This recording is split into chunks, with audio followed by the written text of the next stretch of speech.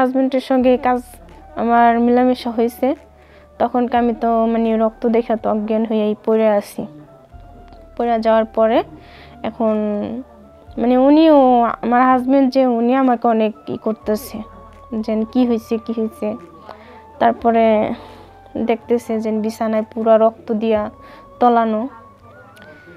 তারপরে অনেকক্ষণ মানে আধা ঘন্টা না 1 ঘন্টা পরে জানি আমার জ্ঞান ফেরলো। ফেরার পর এখন তো দেখা গেছে আমি বললাম কি যে দেখো, আমি ছোটকালে মানে এটা চিন্তা করতাম যে একটুখানি ফুটার মধ্যে কিভাবে এত বড় মোটা একটা রড যায়, এটা মানে আমি চিন্তা করতাম। তো সেই কাজটা আজকে আমার জীবনে মানে বাস্তব জীবনে আমি দেখলাম। ঠিক আছে, তো আমার হাজবেন্ড বলতো কেন, তুমি কি ভয় পাও? আমি বলতাম হ্যাঁ, আমি তো ভয় পাই, কারণ এত মোটা একটা জিনিস এত ছোট একটা ফুটার মধ্যে যাবে, এটা কি যাওয়া সম্ভব? তো আজকে তোমার সাথে তো আমি বাসর রাতে যাইতে চাইনি, ঠিক আছে, তুমি তো আজকে আমাকে জোর করে করছো, এজন্য দেখো এই অবস্থা হয়েছে। সে বলল যে দেখো, এটা সব মেয়েদের এই ক্ষেত্রে এটা করতে হয়। হ্যালো দর্শক, আসসালামু আলাইকুম, সবাই কেমন আছেন? তো আশা করি সবাই ভালো আছেন। তো আমি একটা গল্প বলতে আসছি। এটা হচ্ছে যাইয়া যে একটা জিনিস চিন্তা করলাম, তো সেই কথাটা হচ্ছে একটা যে মোটা রড, ঠিক আছে, একটা কচি একটা জিনিসের মধ্যে কিভাবে সেটা যায়। তো আমার তো দেখা গেছে অল্প একটু বয়স, তো যে আমার 16 বছর বয়স। তো আমার চেতে যদি 30 বছর বা 35 বছর কোনো লোক হয়, তো আমার তো দেখা যায় জায়গাটা একটু ছোট।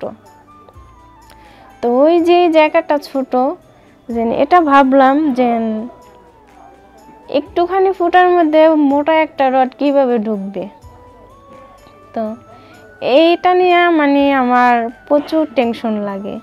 তো আমার যখন বিয়ে হবে বা আমার চেতে যদি 30 থেকে 35 বছরের কোনো একটা ছেলের সঙ্গে বিয়ে হয়, তখনকার দেখা গেছে আমি কি করব। তো এটা নিয়ে আপনাদের মাঝে মানে আমি কথা বলতে চাইতেছি। তো মানে যখন আমি ভাবি তখন আমার মাথাটা হ্যাং হয়ে যায় যে মানে আমার যে জায়গাটা আছে ওটা হলো ছোট, ওই ছোট একটা জায়গার মধ্যে ওই মোটা একটা জিনিস যে আমারটার মধ্যে যাবে, কিভাবে আমি সামলে রাখবো। তো যাই হোক, তো দেখা গেছে আমার 16 বছর বয়স। তো আমার যে হাজবেন্ড ওনার 35 বছর বয়স। তো আমার বিয়ে হয়েছে। এখন তো দেখা গেছে আমার বিয়ে হওয়ার পরে যে আমাদের যে প্রথম যে বাসর রাত, সেদিন তো মানে ভয়তে আমি তার কাছে যাইনি। কারণ হচ্ছে দেখা গেছে ওই যে ভাবি যে একটুখানি চিকন একটু ফুটা একটু জায়গা আর কত বড় একটা মোটা একটা রড যদি ভিতরে ঢুকায় তখনকার কেমন লাগে, মানে ওই কল্পনা করে প্রথম রাতে আমার হাজবেন্ড আমার অনেক মানে রিকোয়েস্ট করছে।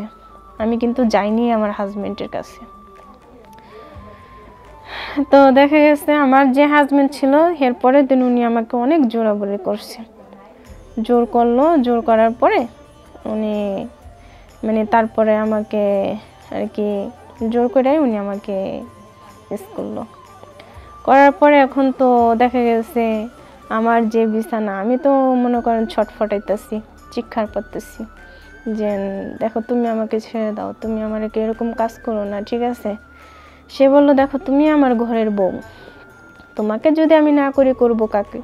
তোমার তো বিয়ে করে আনছি করার জন্যই, তাহলে তোমাকেই আমি করব, যত কষ্ট হোক না কেন।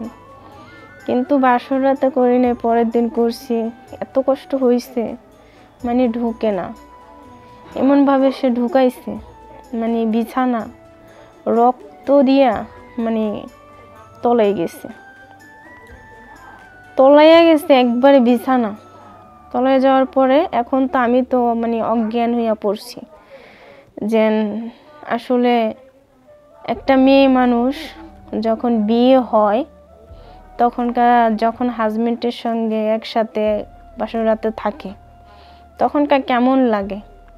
কিন্তু এই জিনিসটা আগে ভাবতে ভাবতে বিয়ের পরে এখন নিজের বাস্তবতা জীবনেই এই কাজগুলা দেখলাম। আর যখন মানে আমার হাজবেন্ডের সঙ্গে আমার মিলামেশা হয়েছে তখনকার আমি তো মানে রক্ত দেখা তো অজ্ঞান হয়েই পড়ে আছি। পড়ে যাওয়ার পরে এখন মানে আমার হাজবেন্ড উনি আমাকে অনেক করতেছে যে কি হয়েছে। তারপরে দেখতেছে যে বিছানায় পুরো রক্ত দিয়া তলানো।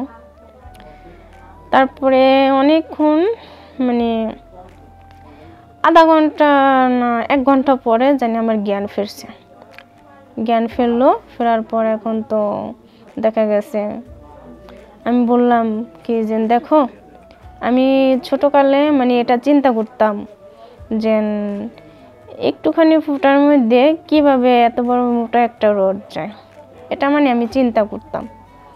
তো সেই কাজটা আজকে আমার জীবনে মানে বাস্তব জীবনে আমি দেখলাম। ঠিক আছে, তো আমার হাজবেন্ড বলতো কেন, তুমি কি ভয় পাও? আমি বলতাম হ্যাঁ আমি তো ভয় পাই, কারণ এত মোটা একটা জিনিস এত ছোট একটা ফুটার মধ্যে যাবে, এটা কি যাওয়া সম্ভব? তো আজকে তোমার সাথে তো আমি বাসর রাতে যাইতে চাইনি, ঠিক আছে, তুমি তো আজকে আমাকে জোর করে করছো, এজন্য দেখো এই অবস্থা হয়েছে। সে বলল যে দেখো এটা সব মেয়েদের এই ক্ষেত্রে এটা করতে হয়, তা না হলে স্বামী ভালোবাসে না। আমি বললাম তাই বলে কি এত জোর করে তুমি করবা? সে বলল যে জোর করে করছি দেখে তো তুমি আজকে মানে এই অবস্থা পড়ে আসা, জোর করে না করলে তো তুমি করতা না, এজন্য তোমার আমি জোর করে করলাম, দেখলাম যে তোমার কেমন লাগে। আমি বললাম আমার কেমন লাগে, আমার তো এখন ভালোই লাগে, কিন্তু এই যে অবস্থা হয়েছে, যদি আমার একটা বড় দুর্ঘটনা ঘটে যেত কি করতা?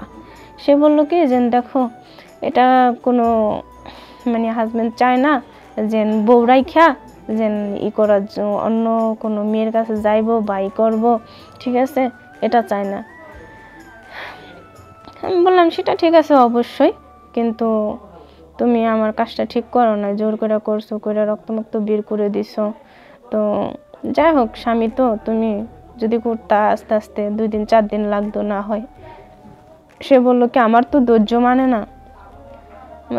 মানে না, এজন্য তোমাকে আমি পাইছি আর দিয়ে দিছি, ঠিক আছে।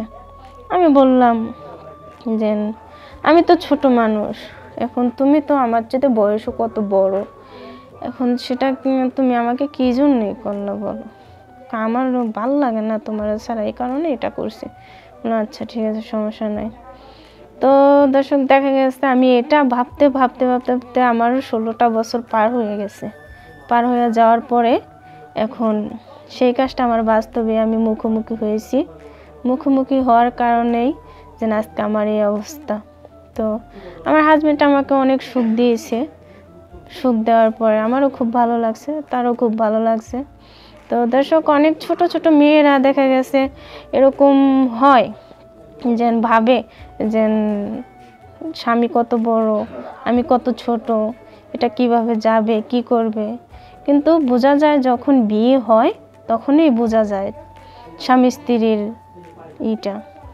তো সেই বাস্তব মুখীটা এখন আমি দেখলাম। তো অনেক মেয়েরা ভাবে, আমিও ভাবতে জীবন পার করে দিয়েছি। তো সবাই ভালো থাকবেন, সুস্থ থাকবেন।